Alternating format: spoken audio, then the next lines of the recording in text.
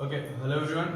This is Prasoon. Today we are going to continue the chapter that is the coordinate geometry. In the last video you have seen that the distance formula and the formula distance from the origin. In this section, first of all, we are going to learn about the section formula, how we can derive the formula, and then we'll go for the uses of that formula and also for the midpoint theorem. So this is figure, you can see there is a point A, P and B. So what is that point? Let me tell you, this is the coordinate 1 point, this is the coordinate of the B point, and here we are going to find out the section formula. Section formula is what? You can see there is a M and N. So these are the ratios by which this point P is dividing this A and B. So that is what we are going to learn, that what will be that ratio, what will be that ratio that M and N possess. Okay. Now this figure you can see. Now let me tell you how we have find this all the things and how we are going to use that thing. So first of all we have to do the construction. If I draw this figure, so this figure is just like this. As you can see, this A, B and the point P. Okay, as you can see this. Now from here I have drawn this figure. I have taken the perpendicular from here, perpendicular from here, perpendicular from here. These are the three perpendiculars I have taken, and then one horizontal line which is intersecting this. So we are getting this angle 90 degree, this angle 90 degree. So we are having two different triangles. One triangle is triangle ARP and another triangle is that is PSB. So we are having two triangles, that is one is triangle ARP and another triangle which is correspondence to the angle PSB, which is correspondent to that, because this angle and this angle is equal and this angle is right angle triangle. So by RHS we can say these two triangles are correspondent. Now if they are correspondent to each other, then their side will be corresponding to each other. So that is why we can write that AP upon PB is equal to AR upon PS is equal to PR upon SB. Now using this, we had find out what would be the possible values of this particular things. So first time I have written that AP is equal to M. So from here to here distance is what? That is M. From here to here distance is what? That is N. So we can write AP and PB is equal to M and N. Then AR. Now where is AR? This is the part of AR. Okay. Now from here, if I start walking from here to here, so what is the total distance is covered? You can see that that is on x-axis, that is x distance, and how much distance this possesses, so that is x1. So if I want to find this distance, this will be x minus x1. So we have got this our first AR, x minus x1. Similarly PS. So this total distance from here to here, that is x2 and this is x1. So that's why it is x2 minus x. So we have got this point over here. And similarly for the y-axis, so from here to here this is totally y, and we require this much, and how much it is if I subtract y1 from y. So we are going to get PR. So PR is equal to, we have got RP is equal to y minus y1, and similarly for SB, that is y2 minus y1. Now putting this all value into this equation, so we'll get M upon N is equal to M upon N is equal to AR upon PS. So that is x minus x1 upon x2 minus x is equal to this y minus y1 upon y2 minus y. Okay, now just comparing this one by one, we'll get the answer. How will you get the answer? We'll suppose M upon N is equal to x minus x1 upon x2 minus x1. Doing cross multiplication, so this will be, implies that M x2 minus, sorry, this is x, M x2 minus mx is equal to n x minus n x1. Now taking one variable one side, one constant one side. So if I take this nx1 this side, so that will be positive. So we are having mx2 minus nx1 is equal to, taking this on that side, so nx plus mx. Now is there anything common in this? No, nothing is common, but over here there is x is common, so we can take x outside. So we are having m plus n, and over here we are having mx2 minus nx1. So x is equal to, we are getting mx2 minus nx1 upon m plus n. So that is how we are getting the value of x.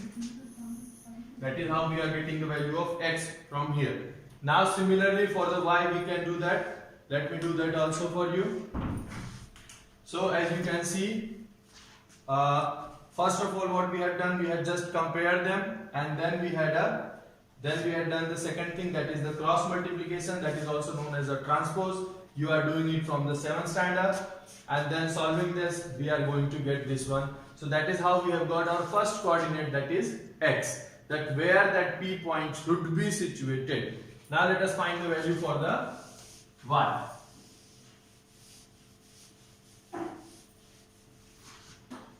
Now compare this m upon n is equal to y minus y1 upon y2 minus y. So once again cross multiplication. Doing cross multiplication you will get, implies that my2 minus my is equal to ny minus ny1. Taking one side, this on this side, so my2 plus ny1 is equal to ny plus my. So once again y is common, so taking y outside, so we are having my2 plus ny1 upon m plus n is equal to y. So that is how we have got the second coordinate of this point P, that is y. So this is our section formula. Using this we can find the value of the different points which divides the two different points or one line segment at the some point. Let me tell you that how the questions will be asked from this related.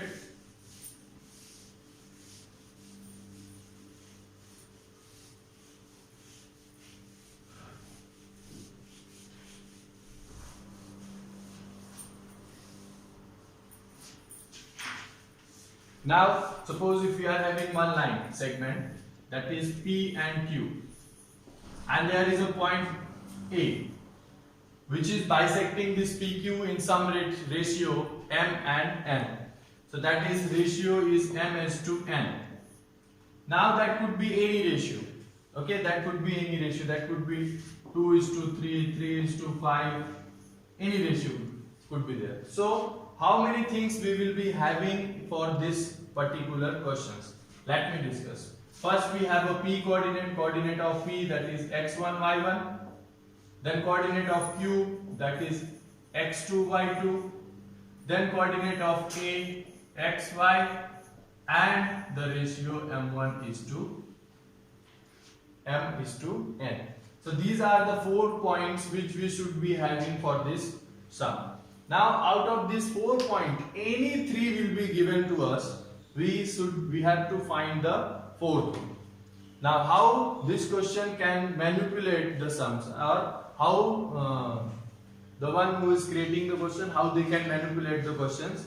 They will give you the coordinate of x and y, but they will ask what should be the possible ratio. They will give you the ratio, they will ask what is the coordinate. So these are the different type of questions which can be asked from this section. Now this was all about section formula. Let me write once again the formula for you. That is, what is the section formula? So as you can see, the section formula, that is P of xy is equal to mx2 plus and y1 upon x1 upon m plus n and my2 plus n y1 upon m plus n. So this is the section formula for you. Now the next point is, that is midpoint theorem. Midpoint formula and midpoint theorem. Midpoint theorem, what does that mean? Let me just elaborate once, then we can go for this. Suppose this is the point, as you can see, this is A point, which x1, y1 coordinate. This is B point with x2, y2 coordinate, and this is point P with x and y coordinate. As you can see in the figure. Now I am saying midpoint. Midpoint means what? This from AP is equal to PB will be there. If it is midpoint, then what will be the possible ratio? Possible ratio will be 1 and 1. So the ratio will be 1:1. Now this means what? M and N is equal to 1:1. Just simply what you have to do. Okay, as you can see that we are having the two different points A and B, and P is dividing this AB line segment into two equal parts. So the ratio is M and N, that will be 1:1.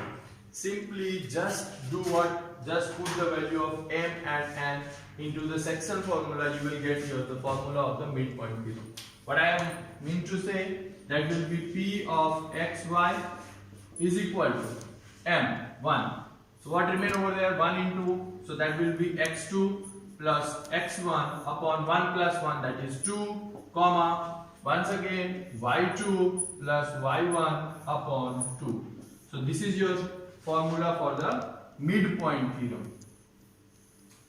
To find out the midpoint of any given line segment A and B with the A and B coordinates, to find out the midpoint of any line segment with the coordinate x1, y1 and x2, y2 will be x2 plus x1 upon 2, y2 plus y1 upon 2. So these are the two formulas which you have seen, that is the section formula and the midpoint theorem formula. And the next topic of this chapter will be, that is finding the area of the triangle, that you will see in the next video. And the question answer related to this, today we are going to solve a few questions regarding the midpoint theorem and this section formula.